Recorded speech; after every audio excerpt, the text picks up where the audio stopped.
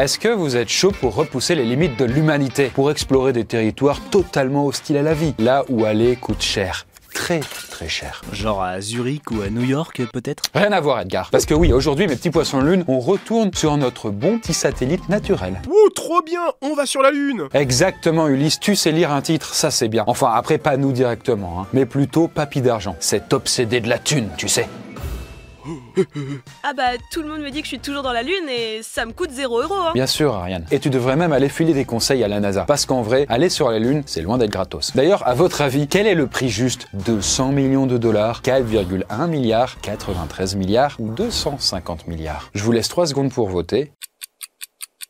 Eh bien, j'ai fait un petit sondage sur la chaîne YouTube et vous êtes une majorité à avoir voté 4,1 milliards. Eh bien, on découvre ça tout de suite et tous les prix cachés derrière. Aller sur la Lune, combien ça coûte?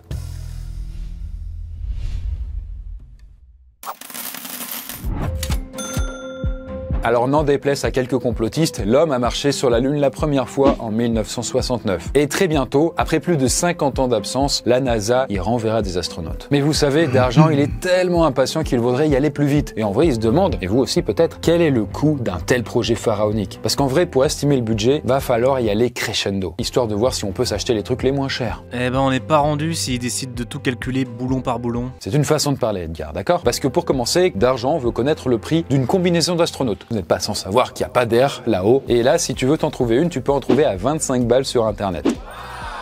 Par contre, c'est pas sûr qu'elle soit aussi efficace que les vrais de la NASA. Ah bon? Oui. Parce que les vrais, ce sont de sacrés bijoux de technologie, qui sont clairement conçus pour affronter les environnements les plus extrêmes. Et elles coûtent un peu plus cher, à peu près 150 millions de dollars l'unité. Bon, clairement, à ce prix-là, elles protègent aussi des radiations, des poussières, des débris et de l'absence de pression. Existe aussi en XS. Oh, boum! Et ainsi que les températures extrêmes de l'espace. C'est limite des mini-vaisseaux spatiaux en fait, ce compte. Bonne comparaison, ouais mon petit Ulysse. Surtout qu'en fait, elles embarquent aussi des caméras, des lampes, des bonbonnes d'oxygène. Et pour un total hyper lourd de pas loin de 100 kg, la combi. Bah ouais, mais d'Argent, faut pas essayer de la porter sur Terre, il y a trop de gravité. En fait, dans les vaisseaux, les astronautes portent une autre combinaison beaucoup plus légère. D'ailleurs, un nouveau modèle plus performant que le précédent est en cours de conception. D'ailleurs, récemment, vous avez peut-être pu voir des images, des premiers prototypes. Alors bon, pour l'instant, si on prend en compte le budget de recherche, de développement, d'assemblage, de tests, etc., une seule de ces nouvelles combinaisons coûte 500 millions de dollars. Ensuite, d'Argent aura sûrement besoin d'un rover pour se déplacer sur la Lune, admettons qu'il y aille. Et d'ailleurs, celui qui a été utilisé sur les missions Apollo a longtemps été considéré comme la voiture la plus chère de l'histoire. Parce que si on calcule l'inflation, un seul rover coûtait 75 millions de dollars à fabriquer. D'ailleurs, petite parenthèse, mais dans cette vidéo, tous les montants utilisés sont actualisés à notre époque. Voilà, on a pris en compte l'inflation, donc il n'y a pas de confusion. D'ailleurs, autre truc important, et ça a emporté avec toi d'Argent, et c'est de la bouffe. Parce que les repas des premiers astronautes étaient lyophilisés, c'est-à-dire à reconstituer avec de l'eau. Fais pas la gueule d'Argent, tu sais, c'est plein de protéines. Et si c'est plein de protéines, en fait, c'est pour réduire les déchets après la digestion. Après, en vrai, aujourd'hui, les repas sont devenus assez diversifiés. Mais je vais laisser Thomas Pesquet en parler. Qu'est-ce qu'on a? On a des tomates, des artichauts, voilà, on a un gâteau au chocolat. D'ailleurs, au début des missions Apollo, un repas coûtait 2300 $. Et aujourd'hui, dans l'ISS, un astronaute se nourrit pour 50 € par jour. Et en vrai, ce qui coûte aussi cher, c'est pas la nourriture, car en fait, elle est souvent offerte par les fabricants et les producteurs. Le vrai prix vient du conditionnement et surtout du contrôle d'hygiène. Parce qu'il faut clairement pas qu'un astronaute tombe malade pendant une mission. J'imagine pas la gueule de la fusée si d'Argent à la chiasse. Mais le pire, c'est que c'est déjà arrivé en vrai, et ça a failli niquer la mission. En fait, certains aliments sont interdits comme le pain, qui peut libérer des miettes. Et les miettes, c'est tout con, mais comme on est en zéro gravité, ça vole tout autour, partout. Ils sont là, ils sont dans les campagnes, dans les villes. Et ça peut endommager des équipements ou même entrer dans les poumons d'un astronaute. Donc là, petit conseil, tu devrais aussi emporter un stylo avec toi. Ça peut toujours servir. Durant l'une des missions d'Apollo, le bouton qui active les moteurs s'est cassé au moment de repartir de la Lune. Mais heureusement, Buzz Aldrin a enfoncé un stylo à l'emplacement du bouton juste à temps.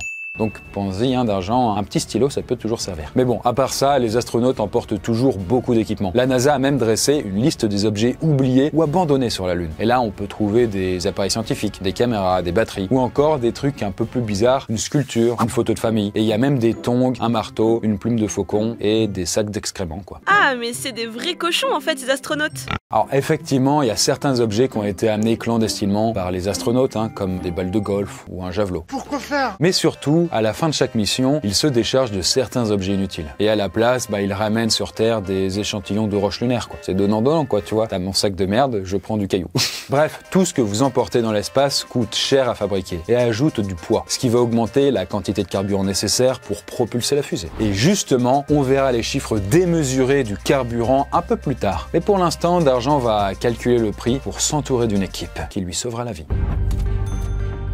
Alors bon, ce matériel complexe, il va pas se construire tout seul. Et d'ailleurs, D'Argent n'a même pas idée du nombre de personnes dont il a besoin pour aller sur la Lune. Parce que ouais, pour commencer, il lui faut un équipage, c'est-à-dire d'autres astronautes qui viendront avec lui. Et le travail d'équipe est vraiment primordial en mission. Putain, prends ça dans ta gueule. T'es pas loyal, je suis au sol. C'est vrai que ça marche bof. Jamais personne n'a été envoyé tout seul. Et, à votre avis, combien de personnes, justement, ont déjà mis le pied sur la Lune dans l'histoire de l'humanité? Alors je pense qu'il y a pu en avoir 4,294 environ si on Au compte. total, seulement 12 astronautes ont posé le pied sur la Lune. Et tous américains. D'ailleurs, la dernière fois, ça remonte à 1972. Et D'Argent sera donc le premier Français. Faut quand même qu'il sache que ses coéquipiers vont être payés. Et du coup, quel est le salaire d'un astronaute? Par exemple, si on se base sur Neil Armstrong, donc le premier homme à marcher sur la Lune, il gagnait près de 250 000 $ par an. Du coup, c'est un sacré salaire. Et son collègue Buzz Aldrin, il gagnait 150 000 $ par an. Et donc oui, il gagnait moins parce que ce n'était pas lui le capitaine et qu'il n'avait pas le même employeur. La majorité des astronautes américains, ils travaillent pour l'armée. Et il n'y a qu'une petite partie qui bosse pour la NASA. Et d'ailleurs, parmi les 12 hommes qui ont marché sur la Lune, il y en a encore 4 aujourd'hui qui sont en vie. Dont notamment Buzz Aldrin, qui intervient encore régulièrement pour raconter le moment historique qu'il a vécu avec Armstrong. But see, our spacecraft was an early one, and it was overweight initially, and the manager of the program wanted it to land, and he took great pains to reduce the weight.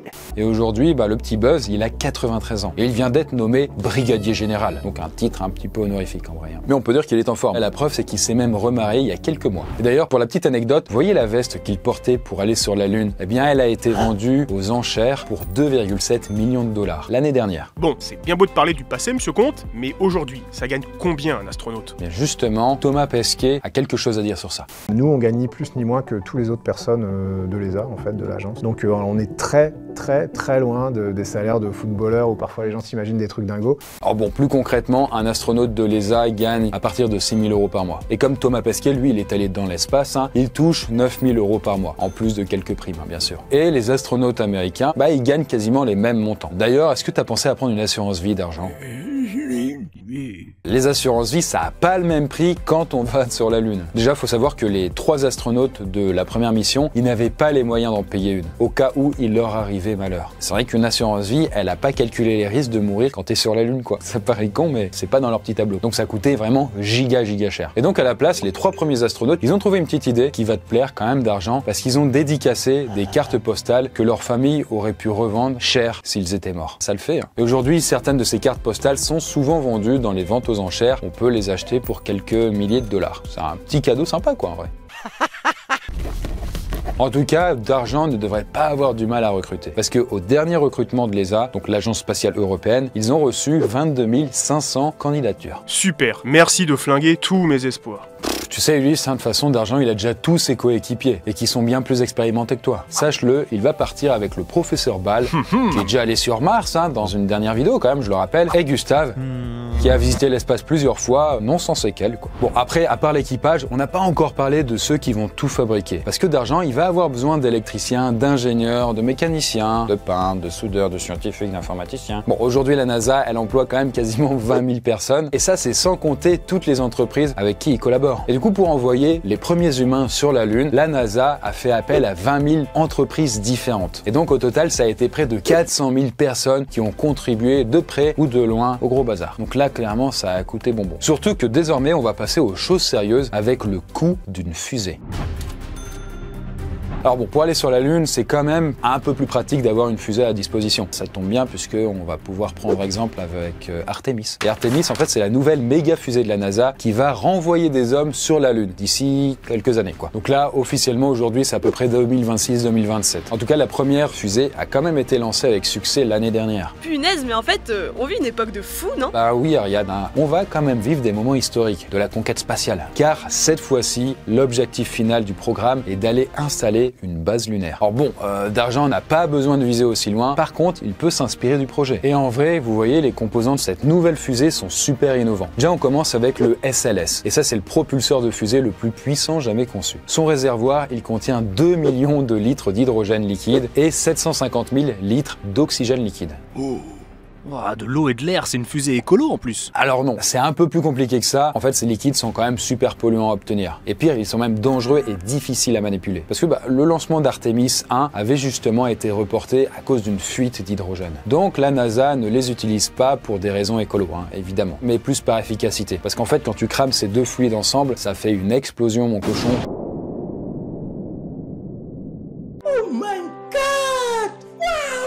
Donc voilà, c'est plus efficace que le kérosène, qui est l'autre carburant que vous connaissez sans doute pour les fusées. Et d'ailleurs, sur les côtés de la fusée, vous voyez, il y a des boosters spéciaux qui sont attachés et qui servent à donner un coup de boost pendant les premières secondes. Et encore au-dessus, on trouve un autre système de propulsion indépendant qui va servir une fois que le premier étage sera détaché. Et on en arrive au plus important, le module Orion. C'est bizarre, Chris, j'ai l'impression de connaître ce nom. Ouais, je sais pas ce qui te fait dire ça du coup, Ariane.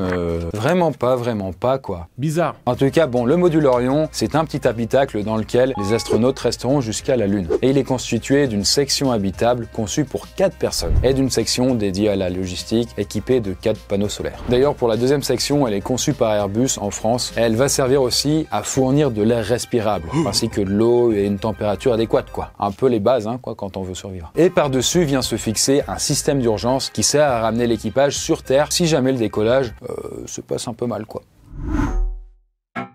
Hop, D'Argent, ne touche à rien, malheureux. On sait jamais, tu sais, ça peut te péter au nez. Le module Orion, il rejoindra ensuite le Gateway, qui sera une station spatiale toute neuve qui sera en orbite autour de la Lune. Et une fois qu'ils seront dans le Gateway, ils vont entrer dans un autre module qui sera conçu pour faire des allers-retours entre la Lune et la station spatiale qui est en orbite. Après, le reste de la fusée est un peu plus classique. Mais bon, on a quand même un meilleur système de toilettes que lors des missions Apollo. À l'époque, pour faire leur caca, ils utilisaient un système assez rudimentaire de sacs plastiques, quoi. Et l'ensemble du processus pouvait prendre jusqu'à 45 minutes. Et ça, c'était pour éviter tout risque de fuite. T'avais pas envie d'avoir du pipi ou de la merde qui flottait autour de toi. C'était pas ouf, c'était pas ouf. Eh ben, j'espère que t'es pas incontinent, D'Argent, à ton âge. Parce que en vrai, blague à part, c'était quand même un aspect très problématique au début des vols spatiaux. La partie caca, quoi. Oui, on a compris, c'est bon, on peut passer à autre chose dans le plan de l'existence. Et ça, c'est pas moi qui le dis, c'était un rapport de la NASA. D'ailleurs, puisqu'on parle des premières missions Apollo, à ce moment-là, le coût moyen d'une fusée était de 23,4 milliards de dollars actuels. Mais vous savez, elle va coûter aussi cher une fois qu'elle sera faite. Avec tous les trucs qu'il y aura dedans, les tableaux de bord et tout le merdier, elle va coûter aussi cher qu'un avion. Mais aujourd'hui, les coûts de fabrication ont énormément baissé et le prix estimé d'une seule fusée du programme actuel, Artemis, est de 4,1 milliards de dollars. Donc c'est clairement moins cher. Et c'est quand même plus efficace. Hop, D'Argent, attends un peu avant de foncer tête baissée. T'oublies pas un petit truc là? Ah oui, parce que évidemment pour aller sur la Lune, il suffit pas de construire une seule fusée. Avant, il faut passer par plein de phases de recherche et de tests qui coûtent clairement très cher. Et on va voir ça. Mais ouais, D'Argent, mais en vrai, tu croyais que t'allais partir comme ça, sans préparation? Quand même, s'il te plaît. La conquête de la Lune, ça se fait pas du jour au lendemain quand même, mon vieux. Parce que là, si on reprend depuis le début, on y allait étape par étape, en commençant par envoyer des satellites vides, puis avec des animaux. Oui, bon, ça va, Chris. D'Argent, il a pas besoin de refaire tous les trucs de base. Effectivement. Mais sans ces investissements, personne ne serait allé sur la Lune. Donc en vrai, si on veut vraiment calculer jusqu'au bout combien ça coûte, faut aussi prendre ça en compte. Et puis, au-delà de ces histoires de satellites, on construit aussi des fusées de test. Une fusée test, qu'est-ce que c'est? Par exemple, du temps des missions Apollo, quand on a vu Armstrong et compagnie qui se sont posés sur la Lune, avant ça, il y avait eu 10 autres fusées exactement comme la leur, qu'on a balancées dans l'espace ou autour de la Lune, etc. pour voir si ça marchait. Donc là, c'était leur 11e. Donc les vols d'avant sont vides, puis on met des humains, puis on fait le tour, etc. Voilà, on level up petit à petit. Bref, les astronautes voyagent à bord d'une fusée, mais il faut en construire plusieurs autres avant. Sinon, D'Argent risque de finir en barbecue spatial. Ouais, mais malheureusement, tu penses pas si bien dire, Ulysse. En fait, il y a plusieurs accidents tragiques qui ont vraiment marqué les esprits. Par exemple, Apollo 1. Il y a les derniers entraînements au sol qui se sont transformés en pièges mortels. Il a suffi d'une étincelle sur un câble électrique pour que l'oxygène pur de l'habitacle s'embrase. Et l'oxygène, vous savez, c'est hyper inflammable. Sauf que la mécanique était complexe et ne permettait pas de sortir en moins de 2 minutes. À ce moment-là, les techniciens dans la salle de commandement entendent les astronautes crier. Il y a le feu dans le cockpit, sortez-nous de là! Puis, le silence retombe. Et d'après l'enquête, l'équipage n'a survécu en vrai que 8 secondes et demie, toujours sur Terre. Les astronautes Virgil Grissom, Edward White et Roger Sheffy sont morts dans l'embrasement qui s'est produit au cours d'une simulation de lancement. Ouais, ça fait un petit peu transpirer d'argent, je sais. Et tu connais d'ailleurs l'histoire d'Apollo 13 ? En fait, c'est de là que vient la célèbre réplique. Et Houston, on a un problème. En vrai, la vraie phrase, c'était plutôt Houston, on a eu un problème. En fait, pour résumer, le module principal a explosé au niveau de la Lune. Et cette fois, tout l'équipage a réussi à rentrer sur Terre en vie, mais c'était pas gagné d'avance. Bon, pour connaître les détails, il faut regarder le film Apollo 13 avec Tom Hanks. Bref, pour conquérir la Lune, plusieurs personnes ont perdu la vie. Après là, c'est un petit peu difficile de convertir ces vies humaines en euros. Mais bon, à part les fusées de test, les astronautes doivent aussi s'entraîner avant le lancement. Parce que après avoir été recrutés, ils suivent une longue formation. Ah ouais, ils font des mises en situation et des trucs comme ça? Alors pas tout de suite. Au début, ils suivent des cours de sciences, d'ingénierie ou encore de langue étrangère et de robotique. Si vous chauffez de l'amidon avec un bec benzène, vous devez obtenir un précipité bleu. Par exemple, la deuxième année, les astronautes apprennent à utiliser plein d'équipements différents. C'est un peu comme apprendre plusieurs métiers à la fois, quoi. Alors, la dernière étape dure plus longtemps. Elle se concentre un peu plus sur leur future mission. En fait, ils apprennent à travailler correctement en équipe, en se préparant physiquement. Et le programme est clairement chargé et intensif. Les astronautes passent beaucoup de temps dans des simulations de vol. Ils volent aussi avec de vrais avions. Ils font de la plongée sous-marine, de la spéléologie, des stages de survie. Ils passent un petit moment sympa, quoi, quand même, on peut le dire. Thomas s'immerge dans sa préparation. Sa vie est intense, une vie à apprendre. Regardez ce papy là, mais ça va pas. Il va pas tenir jusqu'à la Lune, hein, moi je vous dis. Bon bref, le but est d'habituer le corps aux conditions extrêmes. Et d'ailleurs, le clou du spectacle, c'est quand même là la centrifugeuse. Plus le temps passe, plus j'ai le souffle court, j'ai de plus en plus de mal à parler. Et puis ils font aussi du sport plusieurs fois par jour pour être en forme, car dans l'espace, le corps vieillit plus vite que sur Terre. T'es en train de dire que D'Argent va vieillir encore plus vite? Bah oui, Ariane, oui, c'est ça. Bon, allez, on croise les doigts, il est pas encore mort. Il a la peau dure, hein, quand même, papy. Bon, après, il est difficile d'estimer combien coûtent les tests pour un programme spatial. Et ça, c'est pour une raison très particulière que D'Argent va découvrir très bientôt.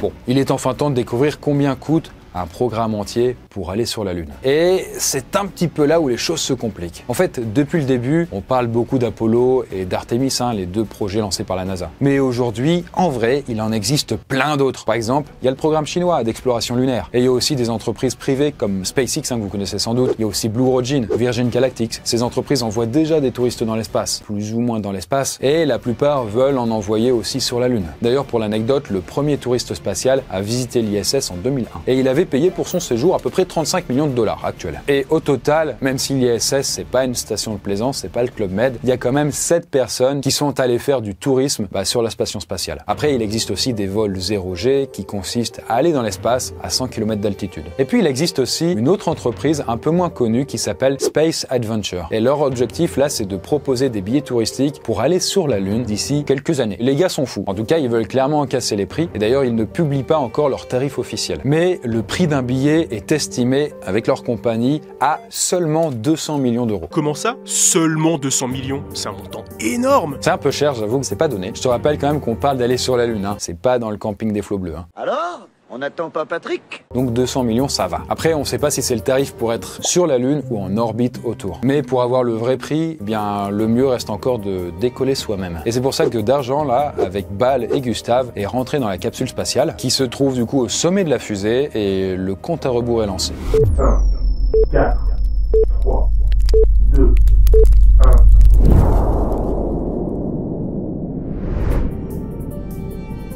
Les trois loulous sont partis, ils se prennent une bonne quantité de jet dans la tronche d'ailleurs, ça doit pas être simple. Bon, alors avant de donner le vrai montant, il est important de savoir quand même que la référence la plus fiable, c'est ce qu'a coûté le programme Apollo. Parce que en près de 15 ans, eh bien du coup ce programme aura coûté 250 milliards de dollars actuels. Sauf que bon, aujourd'hui les fusées, vous le voyez, elles sont plus puissantes. Regardez celle de D'Argent, comment elle envoie du lourd. Et en plus, ça coûte beaucoup moins cher. Donc, on va se pencher un peu plus sur le programme Artemis, qui est bien plus récent. Parce que là, le but de ce programme, c'est d'envoyer des hommes sur la Lune pour ensuite les envoyer plus tard sur Mars. Alors, pas les mêmes, hein, évidemment. Quoique, on sait pas. Je sais quand même pas que ça à faire, je suis Thomas Pesquet. Parce que d'ici 2030, la fusée Artemis 3 enverra donc un équipage se poser sur la Lune, dont aussi la première femme. Eh ben, c'est pas trop tôt, hein. C'est pas trop tôt, mais ce sera pas toi, Ariane, non plus, même si j'avoue, t'as quand même un prénom qui prédestine. Mais bon, dans la foulée, les premières infrastructures sur la Lune devraient aussi voir le jour. D'ailleurs, la NASA a passé un contrat de 57 millions de dollars avec une société pour développer une technologie capable d'imprimer des bâtiments en 3D sur la Lune. Donc les premières constructions humaines sur un autre monde. Après, qui y parviendra le premier ? Parce que, bon, les USA sont clairement en concurrence aujourd'hui, non plus avec l'URSS/Russie, mais la Chine. Parce que les Chinois, ils ont aussi prévu de poser une base lunaire d'ici 2030. Et pour l'instant, ils respectent parfaitement les délais de leur projet, contrairement aux Américains. Bah heureusement que le d'argent est parti vite, sinon il se serait fait doubler. On peut commencer à faire un peu les comptes. Le nouveau système de propulsion de fusée a coûté 4 milliards. Le développement d'un nouveau moyen pour se poser sur la Lune, lui, a coûté 3,3 milliards. Et si on cumule tous les montants du programme, les équipes, le matos, les fusées, eh bien le programme Artemis devrait atteindre un petit total de 93 milliards de dollars. Presque 3 fois moins qu'Apollo. C'est cher, mais ça fait des économies. Je parle, mais regardez où est-ce que se trouve d'argent actuellement. Bon, il y a Bal qui a l'air super excité, par contre, Gustave, il est un peu sensible, quoi. Je vous l'annonce, alors que D'Argent et sa fusée sont en train d'unir, et que Papy sort de la fusée, très agréable d'ailleurs, du coup la gravité est bien plus faible que sur Terre, à peu près 6 fois moins. On est capable de faire des bonds gigantesques. Eh bien, le véritable prix pour aller sur la Lune est de... en vrai c'est un peu compliqué. À partir de là, il faut calculer quoi? Le prix avec les missions Apollo, le prix Artemis, le prix de tout le programme, le prix de seulement la fusée. Eh bien en fait, pour une fois, toutes les réponses du sondage étaient bonnes, selon le point de vue qu'on choisit, et surtout la période. Parce que bientôt, peut-être qu'on pourrait aller sur la Lune pour 200 millions de dollars. Mais tout ça n'aurait pas été possible avec les 250 milliards dépensés par la NASA. Donc si on prend juste le nouveau programme Artemis, une fusée ne coûte que 4 milliards de dollars. Sauf que le programme en lui-même en coûte 93. Tiens Gustave, va voir un peu si tu trouves des bases aliens. Non, il y en a pas. Par contre, il a trouvé un sac à caca, je crois. Alors bon, sac à caca ou pas, au-delà des questions d'argent, retourner sur la Lune, ça reste un énorme défi. Surtout pour établir une présence durable. Parce qu'on est encore au tout début de notre apprentissage, pour vivre et travailler sur un autre monde. Mais le futur s'annonce passionnant.